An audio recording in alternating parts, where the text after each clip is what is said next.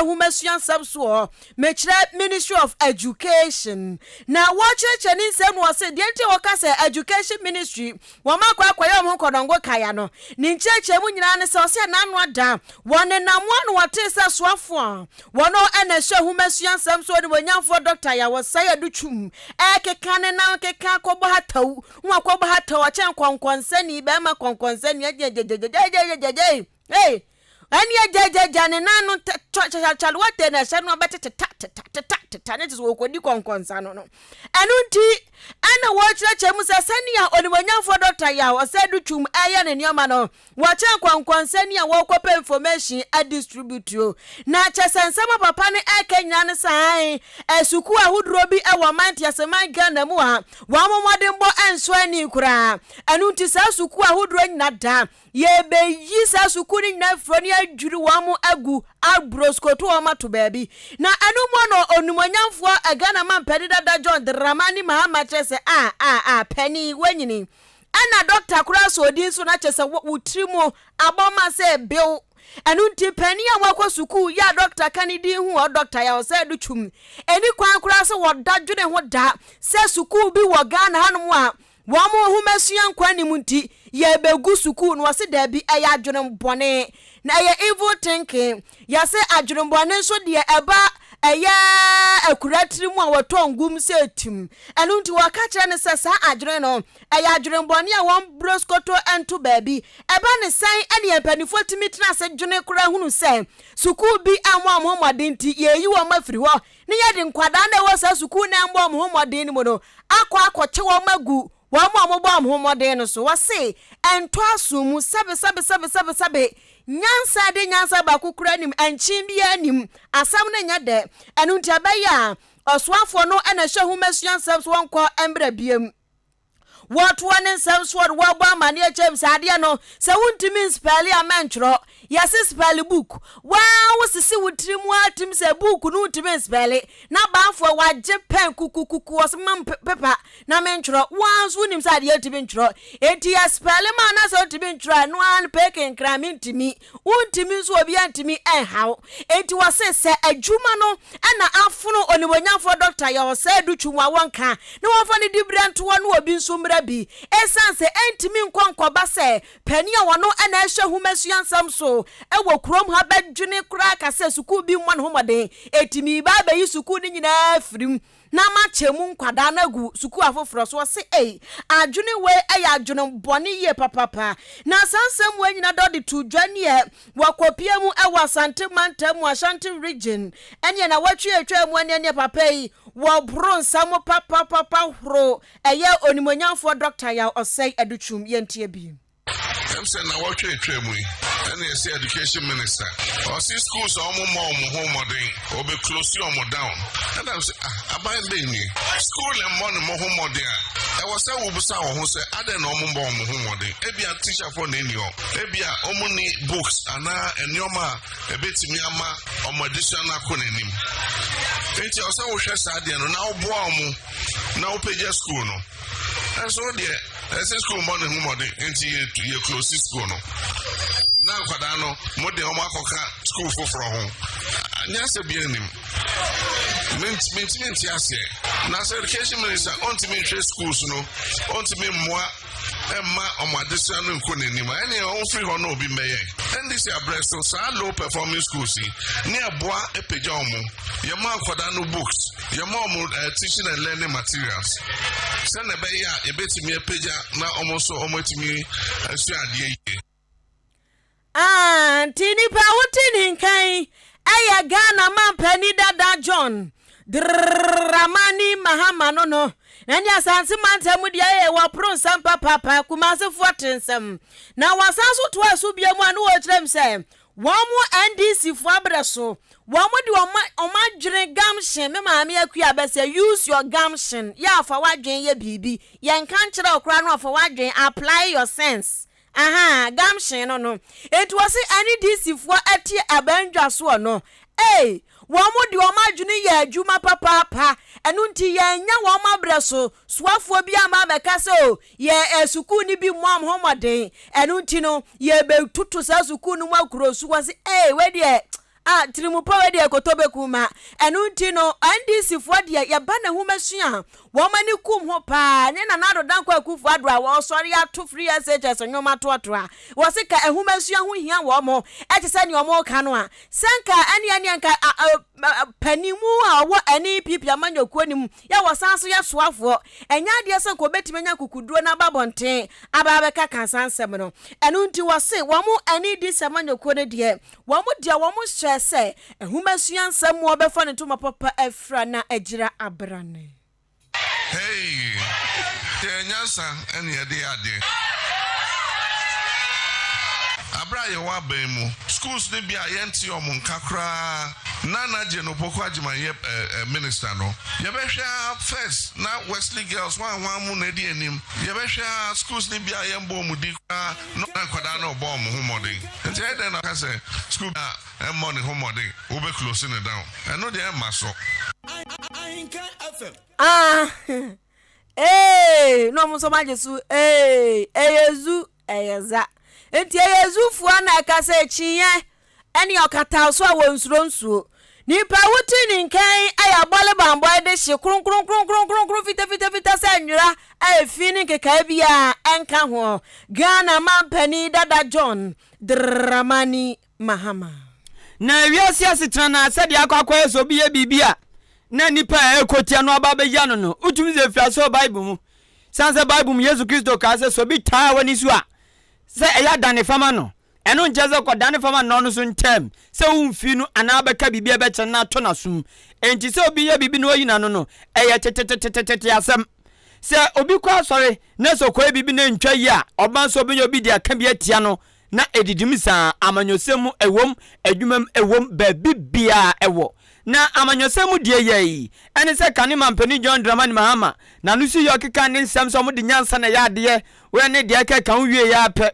ena nkutode ba no dani abede chire Man New Patriotic Party NPP amanyoko no osono amanyoko no wo so ekasa George Krobia Asante ese Ghana fo muntio owura John Dramani Mahama oyonipa bia obuo ade afa no obuo oni baako sei ema Ghana fo enu nti osi sabi obanyansafo wo yebuni be na yenka na sem osi nnuama wodro ne nsem bia John Dramani Mahama ekeka dan na di no sabi enye obi na beka cho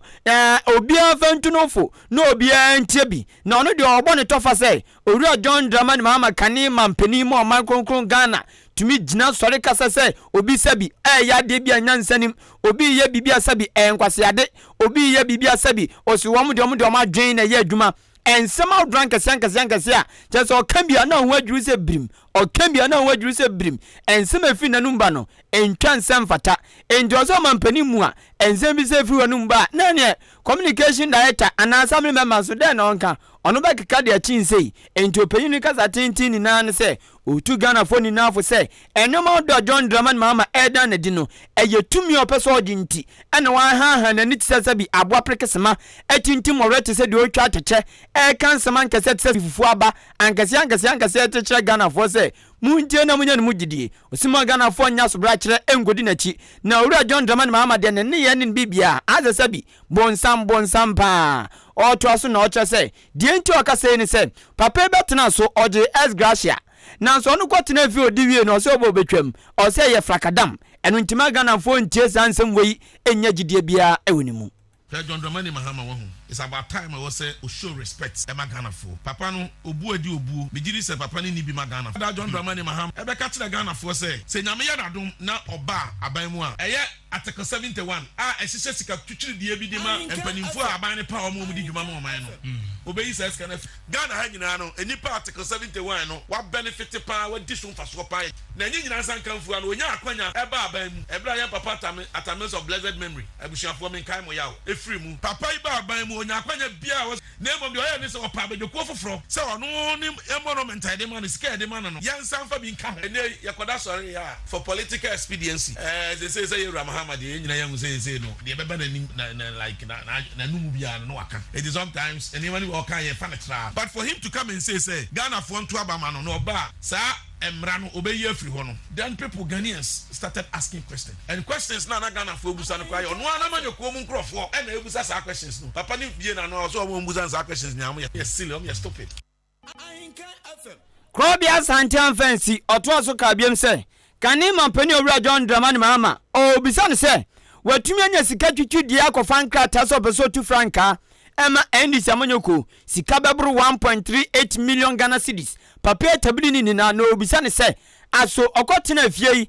Onya Bemu. Onya Juma, I get check a crab and the money, Onya Sikawan, and Antisikatu dear way Papia Tabri, and the Kofanka Tasso Pesobia Mampeni Keke. Enya nonko osinkrofobia pese wo mu yomuti ewo NDC dimu ewo abatomba soso awudro no enu nso ru John Dramani Mahama etablisi kabotwo ama wo mu se bam odi atomu kwa chi no msisi achi tezazabi akwade ajeje na ayinantie ta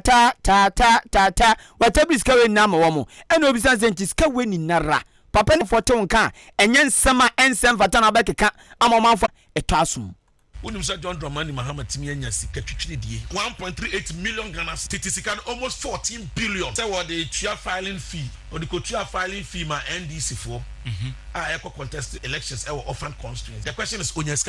this is a working contradiction. Here John Dramani Mahama, he's a working contradiction. Here John Dramani Mahama, he doesn't even know what he stands for as a person. Every say, you see, the man wants attention so much so well. Say, anytime piano, and you see, he is not even considering himself as a statesman. Now, you say Ghana, that's why Ghana na and technology, Techman Pro. I know said about the triple person will be Ghana for home. Now, maybe when they say. Who say abana ye ba betro hwe adwuma MPP abanya ye na na do ne na aban ehye papa ye dia gu akwan mu na e benefit timamufo of course economic issues ne de wo but enenu ye nse say papa ye no and the whole what Ghana be your preferred destination foreign direct investment automobile companies ahodo abakuru ha onipa amutini ni ono ena ye ba no dani abede chairman kutawdie ekoma NPP amanyoku deputy director of communication Owura George Krobia Asante. Yankwa yanim ewo anumre no nsia Ahenkan Kasiebo no emuena adia ba ko na yaka ho asemu aka ba ko eye Electricity Company of Ghana ECG for trimupa wo mwanya kwan ahudro strategy tactical strategy ya wo mo so mo fa so ade atwetwe wo musika afri wo mo a mo de wo ka enchen na ya gbo dawro eye 16th March na ya wada sabre ni mu na ECG for wo mo de nsama ahudro betu dwase wo mo bonkofo kokko enedai ere wo mbehye sa dwumadie no ase akwa afiafia ahudro mu office ahudro mu akwa jeji wo mu esika miske enti ania ECG for many abrese krodom na enana pay ani ejai ya sa ankofo de ka ugopiam ewo omantias man Ghana brashe badwafie kra ya so omukro mu de kanti wo munya te say ECG for eba operation no eno makwa tua mu bi na enie ebaya say Ghana hanum say asoe wonum anahwe ena hoden sam so energy ministry for so kra de ka ema ka twetwere di omudi ECG for nti sesi ya ka say ECG for akwa dunduma mukani anyina da enya gokonte no akwa alaji ya woka oyedokon ewo asane bangalo ena akwa daneka eti a whole ministry of energy waka samafo Owura Kofi brefa afena wode ababetu dwaya wo bo mane achemsa nya nokra da asambenie se wamomo Electricity Company of Ghana ECG for ababetwa anyamode aso eyefo nkanem wasi abinsi da na asam no kra de man ye hunu kra man ye wanwane se enkofu akeka se wamo asoya wonum na hwe nyamode nsam so de ka enuti na ECG for ahwe nyamianim ne obronsamati kwa betwetwa wam nkanem ka hodo hura dansam anunti wamo ka kire Ghana fo enti watena woto so de wuntu a wo ka kire plane enye plane fa se wamo aswa wamo hwe energy nsam so wamo ne ka ne ende ka kina Kofi abrefa etwa ne nsam so ene wo kiremu tesemu se eba ne sen ebi kuransi da se aswa ye kakraka ya wamo ene hwe wase sasam no nukura ba ku sempu enim nukura wase mo se ECG fo mbetwa wo mo enkaneam wo kyerɛkyerɛ din sɛ no wase we no ɛyɛ asɛm bi a ɛbɛtɔ odwa ya no nkɔfo ampemu nkyeremu ɛne wɔn ankasa de wɔn tumi trɛtrɛmu a ne asɛmpa trɛ wɔn evangelism wɔn ka bi pa ɛno nti wase wɔn akɔyɛ PR kasamafo enti ɛne ɔno nso egu so ya wo pepa wiem wo describing brush akasha wo de pepa wiem ti no de fa Ahenkan 93.3 FM so ene enumre Kasiebo emu ka sɛ wɔn ene ka na ene ka kyena na wo kyerɛkyerɛ ni nsɛm kyerɛkyerɛ ama entiase no apu aba no wo kyerɛ mu a sɛ ɛyɛ kyemato ketewa bi na ba ɛno mpo no ɛba ya pɛdɔn hwere bɛyɛ don hwere kurandu bɛyɛ sema bɛyɛ sigifo ba mu nsra bam ɛbɛyɛ adeɛ ne de ma wo mo se ɛyɛ ukopia mu awaso ya wonom ana hwɛ na ginsam so a ɛyɛ adeɛ so mu use prepaid ɛna enkran so wa use prepaid bia wonim sɛ ɛyɛ wotɔ a na de aguso wotɔ a na de aguso enti ɛkwan bia na ho sɛ obɛdeka enti no asoya wonom ana hwɛ na ginsam so no ɛyɛ adeɛ so mu use prepaid to omo kokɔtɔ omo toyom de aguso asan makɔtɔ foforo enti aba ne sɛn ɛsan so omo de machines ahodro ne systems ahodro bebre ɛyɛ adwumenti no chimato ketua bi na ba ho ɛno krampo no omo fra ECG fo no 30 minutes pepa te sɛ ne Ahenkan Kasiebo ya pepa zero ɛna light na banti yɛka sɛ asoya wonom ana hwɛ na ginsam so akoso mo nkania ɛhɔ ayɛ sɛ hyire. Let me state that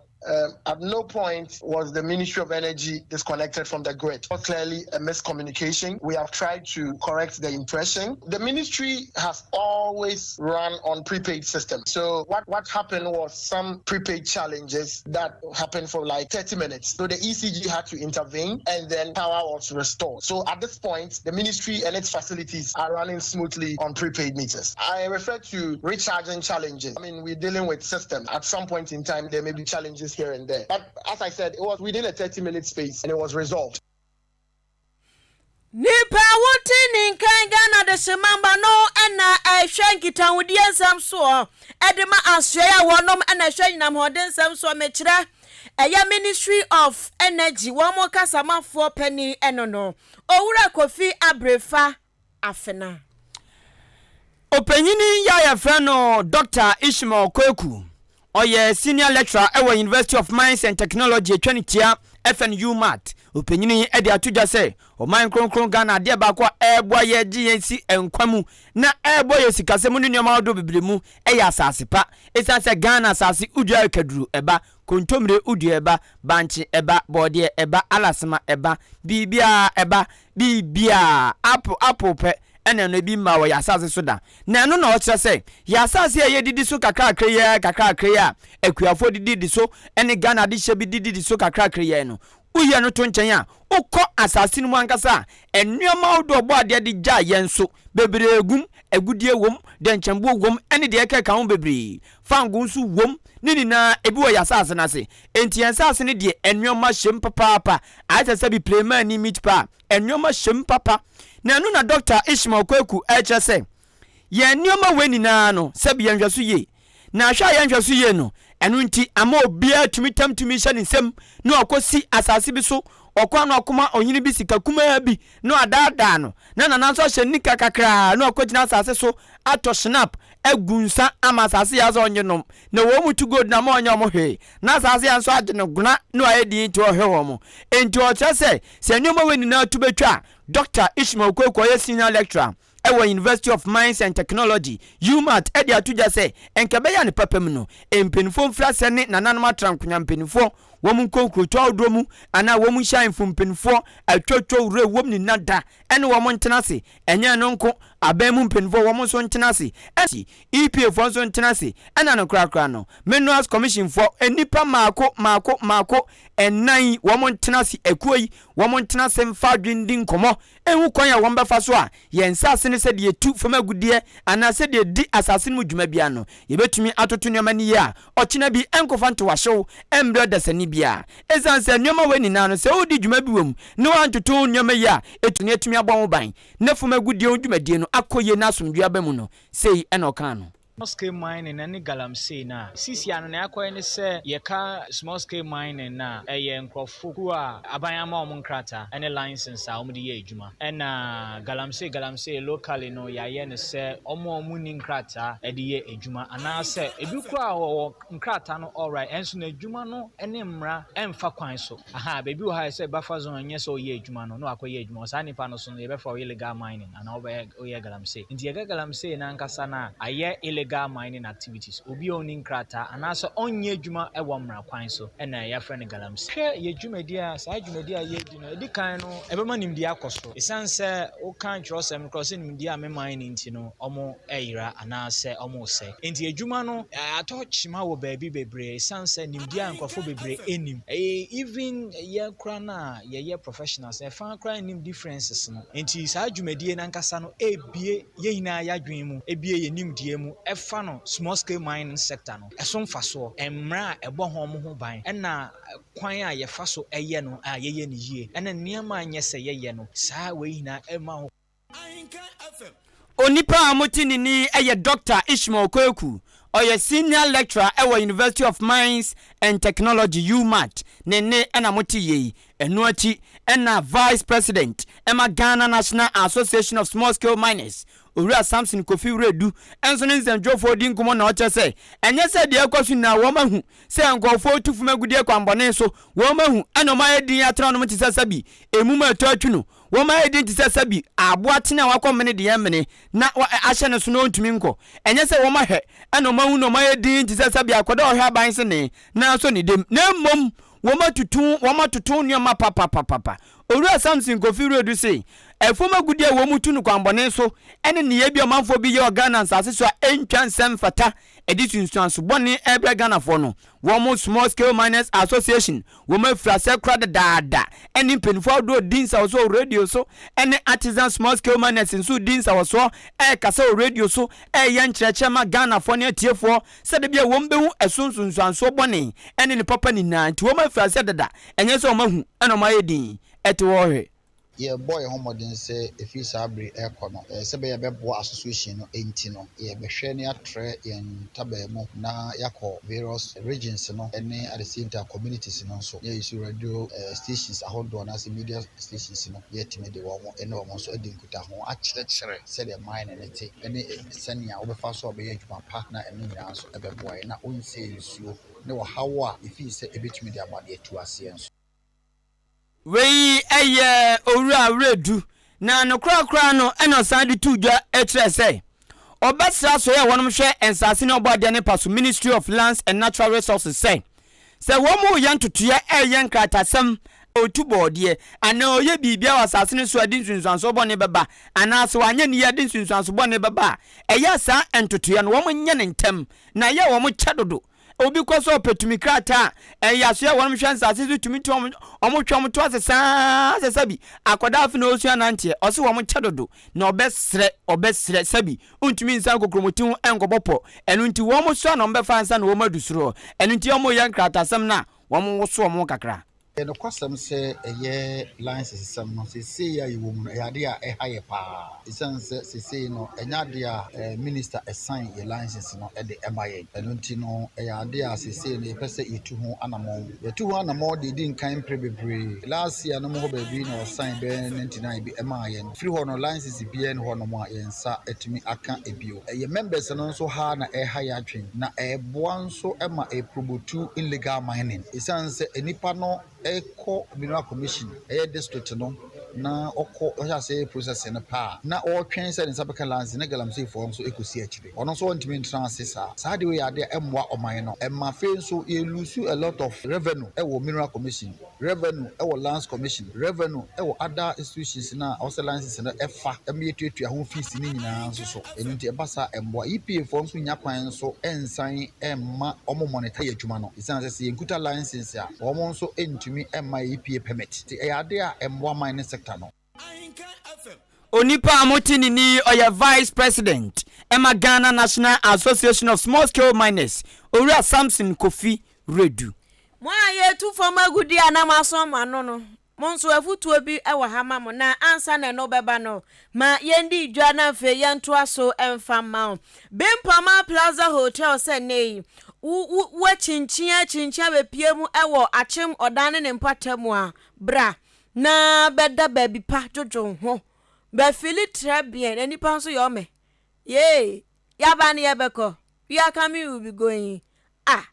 unsun ya pencil wate jojo ho sometimes eto de bia treat ho se wa hema o he wa hu nye de bia na wo benante na awie so wa wo benante na eto de bia massage yourself physically and spiritually eti physically no eye Bimpama Plaza Hotel na be massage o wura ho no mo ne ye bie dan ba kumuma wa de ba ko ani be boso a queen size bed orthopedic. You get it? Air condition wo dan bia mu. Dan ba kwa kitchen wo mu obenya self contained kitchen shemu obenya. Fridge sim, TV sim, bibia wo mu set kama. Enipa 30 aduasan bi mu pe ba bia conference kuma bia. Mu benya obi Plaza Hotel. Air condition bo projector so wo kama chese. Mani ya meeting mu ba ye ne kama pa. Bambo sansu jina naso pemi sese ekroma yehu kroma yehu o unim amiamia bu ambese mebodin na sen ejina yi ananse sheki ewoso de na ekwaduo fankuruma fa na emne dwane enti mesro Bimpama Plaza Hotel de security ya tight pete enti no da ho no mu a osika da pass mo bi antimi mefa ubi bia da ho no obi antimi mamba fana fenso no bia ba park o car wa spacious car park wo ho no mo ache se wo ba park se tractor kra na ade ko ya wo benya baabi a park wo B Plaza Hotel mesro me se treat ho physically no ho honam fam no ma body no relax no ho nya de bia na body ni ba bra ba hu obi wo timi chia was na de na nsem o mre sa anade na nso nsem o den sa ye arentin enkofo manicure ni ayi omu ye bi like treat hu ye body no yakopon de ama ho ewom se wu a ebe se na so nya wu ye otiase die ma body ni nse wa bra wotiase eni owu dia se wu akira enti sabre ya otiase ya treat hu ye da ye wa hu fantoma papa kru ho dam papa so ti waba empatem wani so ototo hu ba bi abeda eye B Plaza Hotel bi a nso wo be program bi open kwofo aba na invitation man kwofo no so ombeba ehefo no mokoda untumi nkosrese obi manchu ama wa mu B Plaza Hotel kone ko pe ho no mo efama na mo akire kwan eni achem da MTTD kwantempo no so hu MTTD kwan no so ubehu B Plaza Hotel na de opa asore kwonti asore bia lungu bia hemia onimu ane ma menka we nche obehu asore kro no na wahunu ba bia hotel no wahu odan kwantanum Church of Pentecost wa ma so dan no ujina ho tu wani ntenten so a ubehu se B Plaza Hotel na bohwei wa mo ayi ni kura so ya kama se omo paint no eye kama pa chese fie ho ofe bibia de dadin frana katro mo se Easter eba etimi dia mi buki ato ho ebia me so banya program bi nkofo oba etimi buku ato ho ana me ne malanga juwa bi ketwa da bi yeah 6 ana 0243 118500 0243 118500 B Plaza Hotel, especially made for holiday makers from abroad and afar. Jubilee Hospital Seminkan Jose Yadio ya papa den ya senipo won ma prekope bonse yade bia be suewo ohun ba bia fi wa unami on say ade bu on ma ba beto a ade bu ba beto a yade bu on ma wo niam bu on ma ya un say ade am ye ade bu on ma no eni formula bia o ona ma na be suo prekope bim wa nyantem so na de asem oba ebiti seti yade yefu yade du on ma yade nkete obo yade umoja de ehu papa anything pacho yade bi san emma no homene so ana ba prekope yenentem na ko Jubilee Hospital okope se unim de ede ba empo a wo mu fidi ede he yade wo mu ya na omam wano aduru Jubilee Hospital ye nkonche ezan say a nurse for ye adwuma no OPD a nurse for ye adwuma a doctor for ye adwuma ne dosun obi a dosun management ye tight security ye tight enuane wo ho sanso na health insurance ye adwuma enuane ne yemfa ncho de eto timpa cho de obedi bia obenya to e Jubilee Hospital ente ho de yan se wo kwa do sapo no samna beko okwa tumi je dan no ada okwaduro na ose no aduane wo ho bibia bi ho no mo ti Jubilee Hospital de okọ ho a etise do akọ ofie esanse obi se ana nurse from bom se wapom din eno na ye dadwena ye dwene ho eno ntimi pa cho pom din de emfa ni agro hwe na NCP NCTA esanse wo nkwa o wade o wade Oko Jubilee Hospital lab test diata se bia kwanhia sie pe bia gini pankwa won wo bia ya won be ne kama eye clinic ubu on ma nani awia abo ana nso oto ana onam nyunumu a ana onam suma osisto nani ohun ade ye eye no wizi ubu on ma nani ase eyi mpetise sabi krama penfo pacho ya fa ko Jubilee Hospital won be hwe etu ase ama ubu on ma nani bonse aye fita na eso lala no aye ko ubu on mu dia na ye green pacho fa ko Jubilee Hospital won be hwe etu ase ade ama ya de biada esiche ya de no mojabroso skill mining project Dr. John Kingsley Krugu wadi atu dwa ya wotrem se ebone bia ni hu o se ya hunu se fom agudie bi sha fom ha sei na ye ba betuo wasi bone ni fi ni kikae bia ni hu sa enyamrato te se bone Bible akani pray se bone eyamrato nanti wono so ka kire Ghana fo se enyamrato se ya hunu se gold wa ha diamond wa ha bauxite wa ha ni ye kwa kotu onya bone eti nkwafu a wo mo de omo tikrom ha na se ye tu fom agudi a wo ma sobro ma no ko atro ma no abia so yo manim kusu sa chimota forest na ne onya kura na tikọ no egbo akunwa mu se abete se kwe na tisa kwa ni bu afu pa wase sa abufuo ni na yenyin firi ho esan se anyoma na nyankopode ahyehye ahyefom no wode ma yen se yentu na yetu nso ebenya sika frim yebenya yedi afrim yebenya nkanko afrim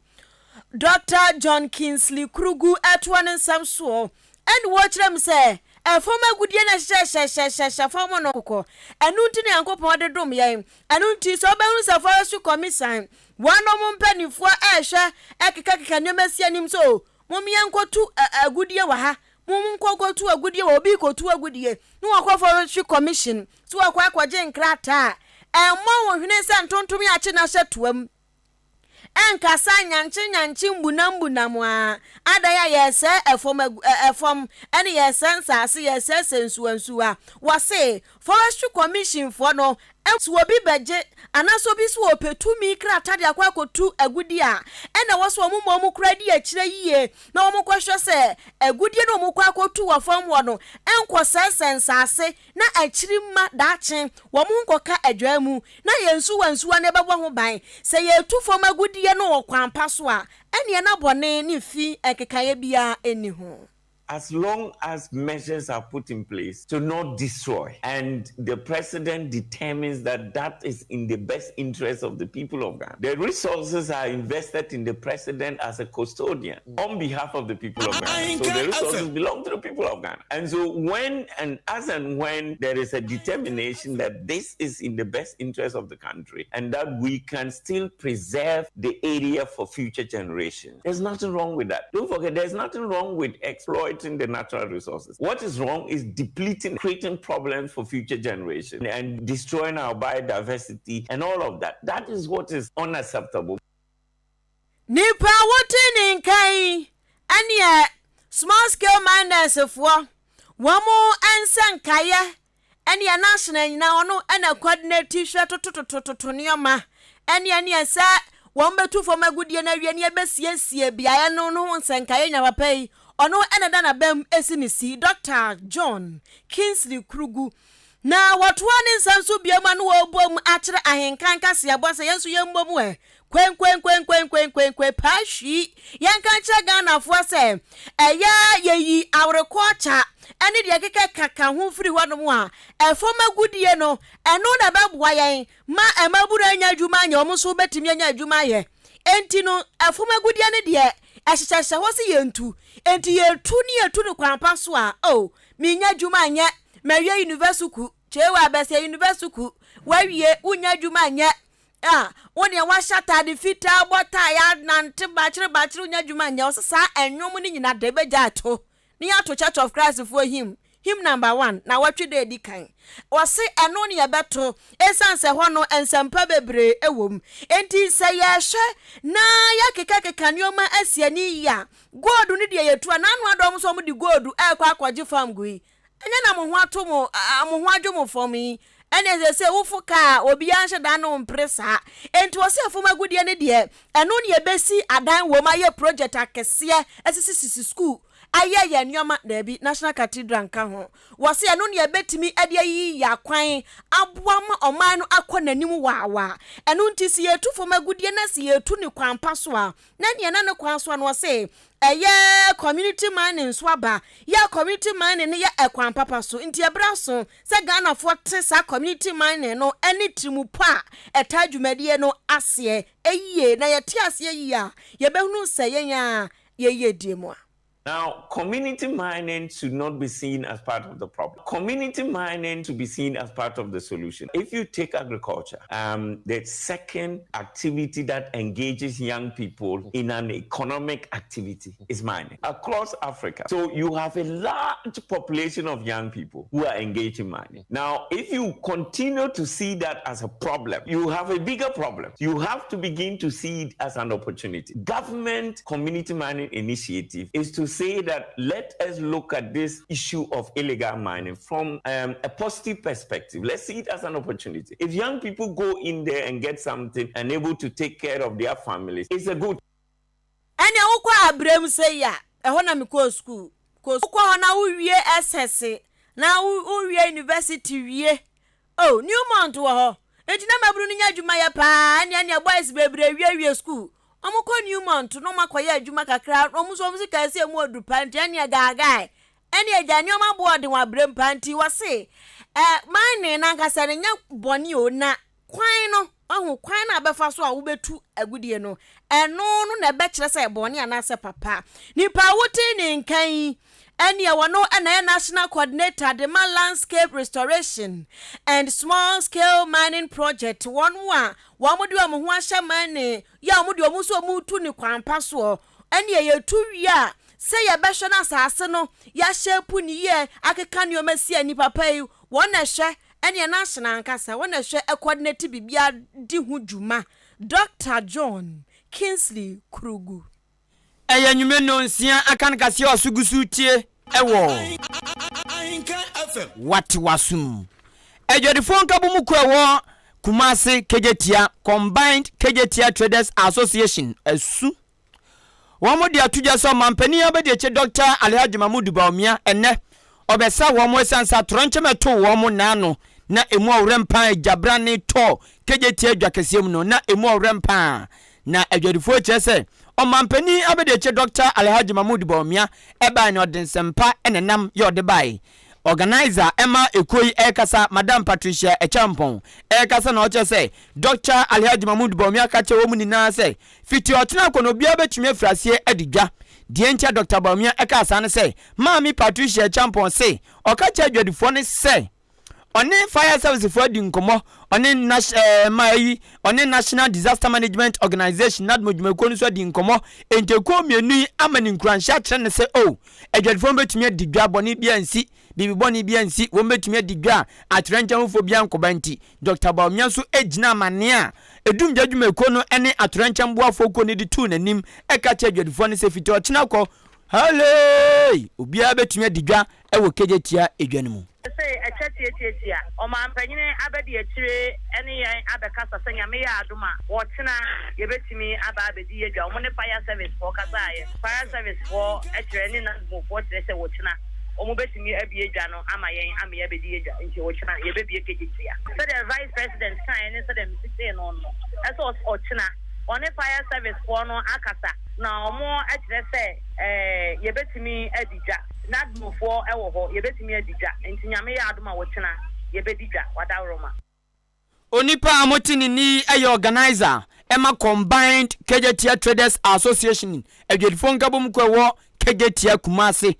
Madam Patricia Echampong ena motini no Ghana adesemamba ya Ahenkan Kasiebo no so na ane ya wonsam bia ya kan ya se ade ade wonuam obi nso so ade ade wo baabi what ase ade ade wo baabi he na baabi ni dia yensam pi na ade ade na wo baabi no se nuam dia ne dia yehunu se wonuam dia nuam bebre wonuam aye dia ye ho ton na baabi no eno so dia udi wi a ade a kirensem bebre na nam ene baabi no betimi de wa fefa akopie bolega na wudru bolega ho na so woni lawyer fa wode ba chema boaboa ene na was nkofo bebre aya nkoa enkofo bebre suku abo wo mo enkwala bebre wo mani swade hunu senka wo me doctor teacher bibi papa bi abo mabusuafo na tonsuom esanse do na adwa wo mo na ene apesie Wamo chance wo muko weki pi besiri pesiri pesi presi pe kwadai enna en obi adabi kire se utia ne se nkoho no ya manu menkwa ha wase o mama mi firi ho na ebe ade na ede na he ade na ede na he etu ade na ede na nu osu na ede na nu osu ubehu na case 25 ebonanim uye ho hwie nye ye bo sakora no na de suane ne bibia aka akire na empriwanyinsen yade a ekoso papa pa yenti yakasa obi anya empriwanyinsen na chesakora no wanso ni nyi enu wakofa anyinsen na nya ukopiam ewo mfimfi mantamu a ebusua ene yasimpriwanyinsen apeja ni musa Lufthansa ya etu akwa Burkina Faso se etu nso akwa London is the capital town of Britain so dia ene nyankopon ananim se ko Arab ayinso a ekan se Dubai nso a ene Abu Dhabi ena Lufthansa ne kwa ene ni nyankopon ko otusuru ho yinkwa ne behunu chese central region dia esim kra no amu no ana wala otwa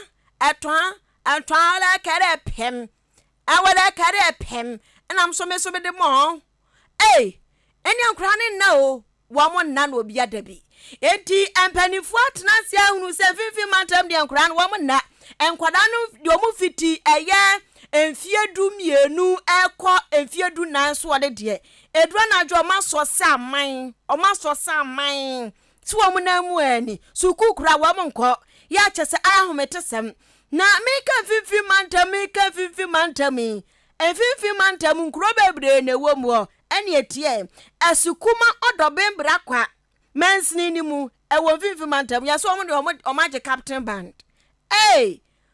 chese wo pefifi mantam kura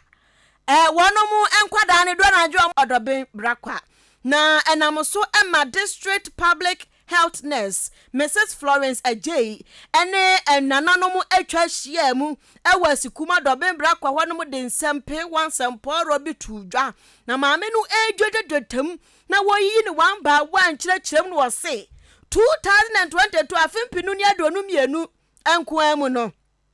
efifi mantamu womo enkwada omo nyinsen ya womo ebranso teenage pregnancy no nkoa no ehuri se kwam ekogina 576 ohanum adioson ensia nkwada nkoa womo efa yafu eno no eni obu kompon wo free ho eni straight eni wo pie mu ewo 2021 so eni maami kiremu senia no so adaje ni pusuo enkwada 537 ohanum aduasa enso ena 2021 wonomo so efa nyinsan ewo mpatam eno ye de kwa ohanju chemu a eni ohanju chemu no edu ensia chiriponso 16.7% ya chese ahumeti ye pa echa konfoshe enu wo mu wie mu ba 2020 no so no enkwada 684 ohansia dio wotwe enan hoboyo enkwada we nyina edu na adwa wo na enti no 2020 no so edu kwa hanju chemu no du wotwe 18% ena enkwada edu na adwa wo nda mo fa yafunu ya eno ya hometesem wo kirechire mu no wode nsem ni bi ekeka ho yentie So Uba Central Region Henina and 3 months teenage pregnancy AOB a few and I did 2020-2021 not yet this second for 1 central lady kind but 2022 no yet me a chum I'm a young baby kind ever into the same one in fact any idea and DJ I was a war after 2020 mono teenagers 684 our year 1 do 20% one inside I for me 18% and at 2021 we have 597 17%. Like I said, that was 2022. Mono, you have 576. I have 16.7. Just a year, share that ember from my HBI. Now, I look at 10 years to 14 years, no more Akosro. You have 29, and from Akuma 29. When 10 years, 14 years. What fair fruit? Hey! Akura 10 years it to wow. I home 10 years. Now what 10 years okra mema sum akukuduro. Nyame obo mema akra menyini so better mema se. 10 years akwara. How? Nipa wote ni nkan asikuma do bembra kwa. Mensri no mu no. Mami ana etua anesefo anu ohwe na pomodensam afa ne to papa frɛ won patam wanti. Osi yedi kan beka sasem papa bi. A teenage pregnancy. Mrs. Florence AJ. Now was also true to be a man who watch them say, Quadaya, ya come and say me, ya can teenage. Woman so, elbro, say fifi, nasa, ansu ya. Ubons I rodo. I tro can worry. Well, would ya she and ye? I just say, a giant uboma to kick out. And penny phone and quamp, and maybe a bumper, a bread giant. One per rodo no, esanse no ekabia ni ho, ekabia o towe ma me bag, towe and bin ka honti. Enya indomina. Anunti no,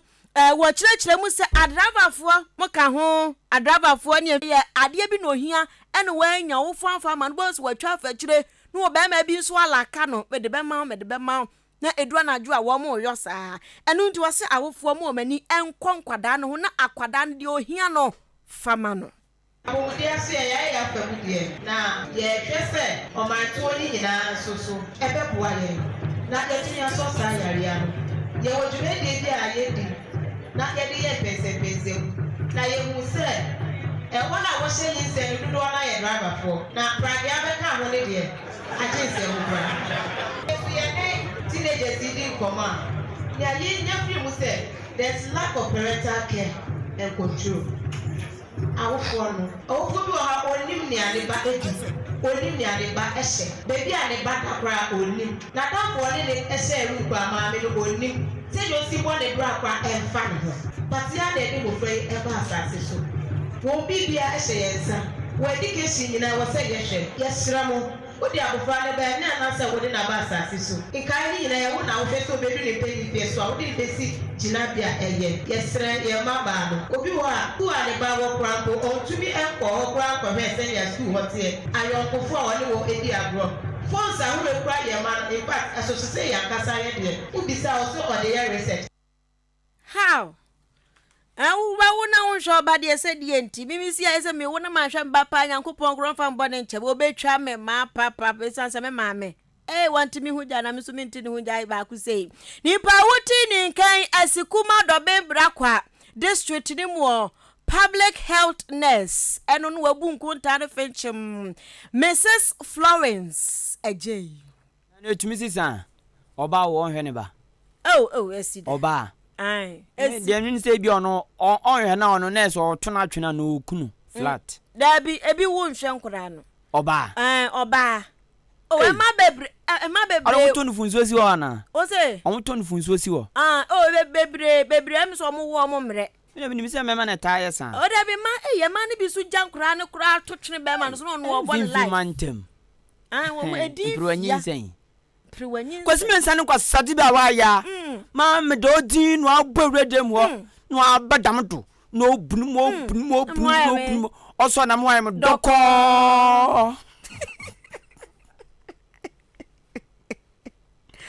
ye Central region. If you have the move. See a few taxi drivers for us. Oh, come wahala no. And she was on the yes. Taxi drivers wahala. Yes. I don't know call. Koko Raba Edifree Achimodan or say Kasien Jimpana or say how can a whole energy commission and Parliament House own ECG own electricity bill? Hey, Ghana is a funny country to God. I say Nakupon Sabra Behe Aden. Go mensa platusi Dr. Baumia on the Safata Tinin 7 in the year. Bibia dia dozen some papa or ba or be J. Kings to Kojo Quat and say we should call a spade a spade. Dear Mamma Kikan, in fact, and we hear Baku say, and we yakra. Nine summer, Okaka, Papa Penmu, former president to moi, to me gather Sabi, and what are some to me gather Sabi, Yansen, Utumikasa, Yan Yadi, Yansen, and that's all my candy, and pointing you in one of the ring. Others have your Kazaza, Nadi, into a cassette, yes, doctor,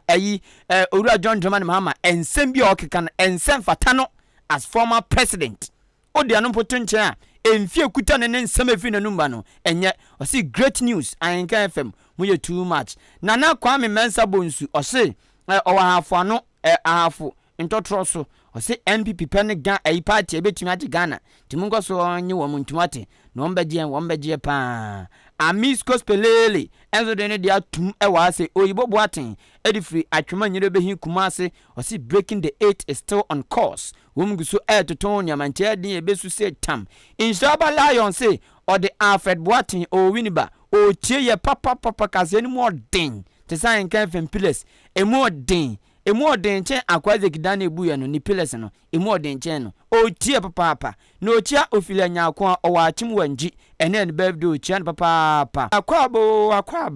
what about Tenassi? Also, chiao, no more aquaba, or see Dr. Baumia on. When the chess and pa obey me, dear Nimno, Tien some okika, or cause antimem no frequente, or call Framantem no ashafugu, or call no ashaway,